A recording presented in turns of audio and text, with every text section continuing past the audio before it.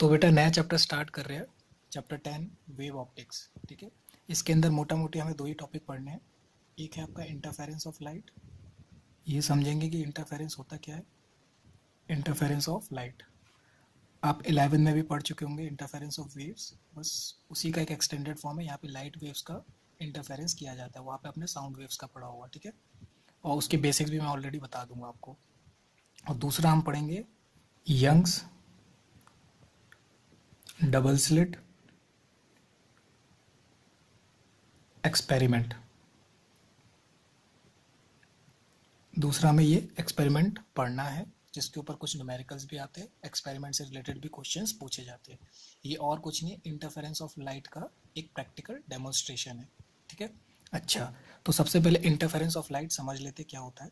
तो देखो बेटा, जब भी मीडियम में मान लो दो वेव्स है हैविंग सेम फ्रीक्वेंसी वाले दो वेव्स अगर मीडियम में ट्रैवल करती है लगभग एक डायरेक्शन में, तो ऐसे में आफ्टर मीटिंग जब वो मीट करती है, मीट करना फिजिक्स में कहलाता है सुपर इम्पोज करना, है ना। दो वेव्स एक दूसरे के ऊपर सुपर इम्पोज करती है, तो सुपर पोजिशन के बाद वहाँ पे मीडियम में कुछ ऑल्टरनेटिव पॉइंट्स पे जो इनकी इंटेंसिटी है उसका डिस्ट्रीब्यूशन होता है ना।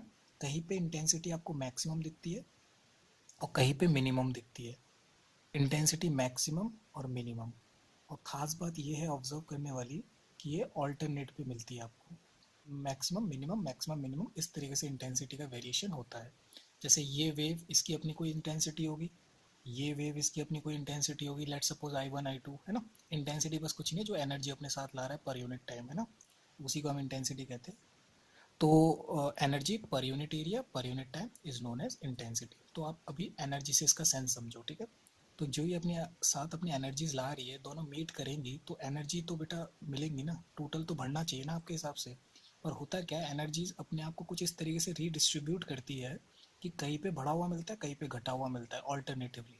जबकि नॉर्मल सेंस हमें ये समझ में आता है दोनों वेव्स मिली तो पूरे रीजन में यूनिफॉर्म एक जैसा टोटल बढ़ा हुआ मिलना चाहिए। जैसे जस्ट लाइक जैसे मैं मान लो 10 स्टूडेंट्स को बेटा, 10 स्टूडेंट्स को मैं, ठीक है, 100 रुपीज़ ईच दे दूँ। 100 रुपीज़, या कह लो 200 रुपीज़ ईच, 200 रुपीज़ ईच। ठीक है, तो 10 स्टूडेंट है, 10 को मैंने 200 रुपीज़ ईच दिया, ऐसे सो ऑन, है ना। और बेटा मान लो ऐसे केस में, चलो एक दो और बना देता हूँ, सबको 200 रुपीज़ मिली और ये अप टू 10 स्टूडेंट है। चलो फिलहाल के लिए 6 मान लेता हूँ। ठीक है, 6 स्टूडेंट्स है, तो ऐसे केस में मैंने क्या करा, सबको 200 दिए। ओके बेटा, तो टोटल मुझे कितने रुपए देने पड़े, 1200 रुपये। ओके बेटा, टोटल मुझे 1200 रुपये देने पड़े। अब ऐसे में मैंने क्या करा, स्टूडेंट्स के अंदर ही रीडिस्ट्रीब्यूशन करा दिया पैसों का। इसने मान लो इसको 100 रुपये दिए, ऐसे इसके अगले ने इसको 100 रुपये दिए, ऐसे इसके अगले ने इसको 100 रुपये दिए। तो इवेंचुअली आपको सीन कुछ ऐसा दिखेगा, इस पे रहेगा 100 और इस पे बन जाएगा 300। इस पे रहेगा 100 क्योंकि इसे ये अपना 100 रुपये दे चुका होगा अगले को, इस पे बन जाएगा 300। ऐसे इस पे 100, इस पे 300। बस बेटा इसी को इंटरफेरेंस कहते हैं। दो वेव्स, मतलब मान लो दो जने, दोनों के पास देखो बराबर, मान लो अभी फिलहाल के लिए कह लो दोनों पे बराबर थे, तो इन्होंने अपनी इंटेंसिटीज कुछ इस तरीके से डिस्ट्रीब्यूट करी कि एक पे तो कम बचा, एक पे ज़्यादा बचा, लेकिन टोटलिटी में देखो अभी भी सेम है। अगर इन दोनों पे टोटल क्वांटिटी पहले 400 की थी, तो अभी भी देखो दोनों पे 400 की है। तो सेम ऐसे ही बेटा जो वेव्स होते हैं उनकी एनर्जी का रीडिस्ट्रीब्यूशन होता है, और अलग अलग पॉइंट पे आपको मैक्सिमम मिनिमम इंटेंसिटी देखने को मिलती है। बस इसी फिनोमेना को बेटा हम बोलते हैं interference of light. I hope इतनी बात आपको समझ में आई होगी। बेटा कुछ बातें नोट करने वाली ये है कि ये जहाँ पे आई मैक्स बनता है ना, आपको जहाँ पे आई मैक्स बनते हैं मतलब इंटेंसिटी जिस पॉइंट्स पे मैक्सिमम होती है, हम उन पॉइंट्स पे बोलते हैं कि वहाँ पे हो रहा है हमारा कंस्ट्रक्टिव इंटरफेरेंस। ठीक है, इन पॉइंट्स को हम बोलते हैं कंस्ट्रक्टिव इंटरफेरेंस। और जिन पॉइंट्स पे इंटेंसिटी मिनिमम बनती है वहाँ पे हम कहते हैं डिस्ट्रक्टिव इंटरफेरेंस। Destructive interference. तो अगर इस पे 70 है, इस पे मान लो 30 था, तो जहाँ पे मैक्सिमम हो रहा होगा ना, अगर प्योर मैं बोलूँ कि प्योर मैक्सिमम उसी को मिला है, वैसे तो एनर्जी का रीडिस्ट्रीब्यूशन होता है, मैक्सिमम पे कुछ बढ़ के मिला होगा, जैसे मान लो 70 + 20 80 हो गया, 90 हो गया सॉरी, तो इसको 90 मिलेगा और इसको 10 मिलेगा बाकी बचा हुआ। ठीक है, टोटल में से इसको 10 मिलेगा, ऐसे इसको 90 इसको 10।